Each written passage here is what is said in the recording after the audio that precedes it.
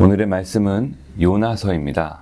1장 1절에서 3절까지 말씀을 중심으로 말씀의 방향으로 가야 합니다 라는 제목으로 함께 은혜를 나누고자 합니다.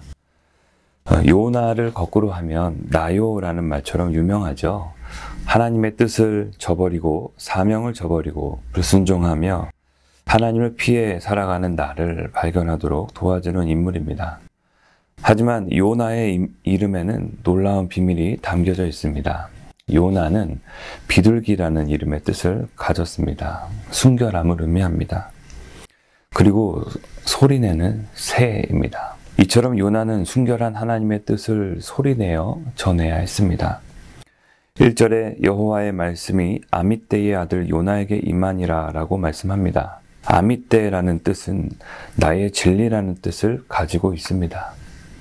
이 이름의 등장은 그만큼 요나가 진리의 말씀으로부터 태어난 진리의 말씀을 전해야 할 사명이 있는 아들이라는 것을 알려주고 있습니다. 그러한 요나에게 하나님의 말씀이 전해집니다. 2절에 너는 일어나 저 큰 성읍 니느웨로 가서 그것을 향하여 외치라. 그 악독이 내 앞에 상달되었음이니라 하시니라. 이 말씀에서처럼 요나에게 말씀이 임하고 가야 할 지명이 분명하게 등장합니다. 니느웨라는 곳입니다. 니느웨는 지금의 이라크 지역입니다. 그런데 바로 이렇게 말합니다. 3절에 그러나 요나가 여호와의 얼굴을 피하려고 일어나 다시스로 도망하려 하여 욥바로 내려갔더니 마침 다시스로 가는 배를 만난지라. 여호와의 얼굴을 피하여 그들과 함께 다시스로 가려고 백삭을 주고 배에 올랐더라.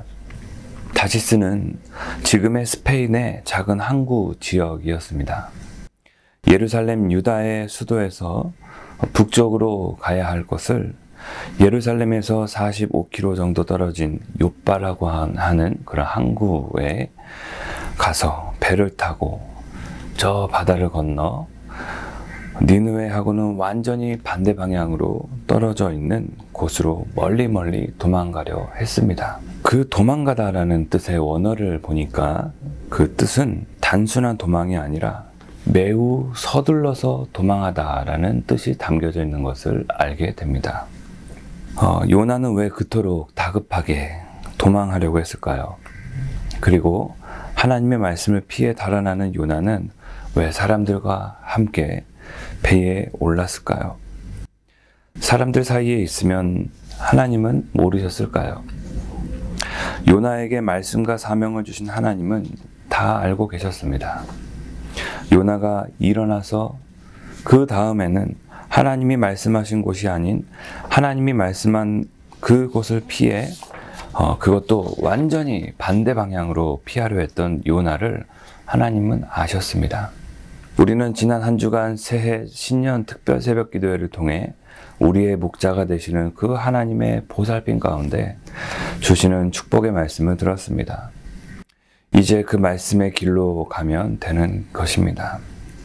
그런데 요나처럼 일어나서 완전히 정반대로 딴 길로 다른 길로 가는 경우가 있을 것입니다. 아마도 그것은 하나님의 말씀이 부담되기도 하기 때문일 것입니다.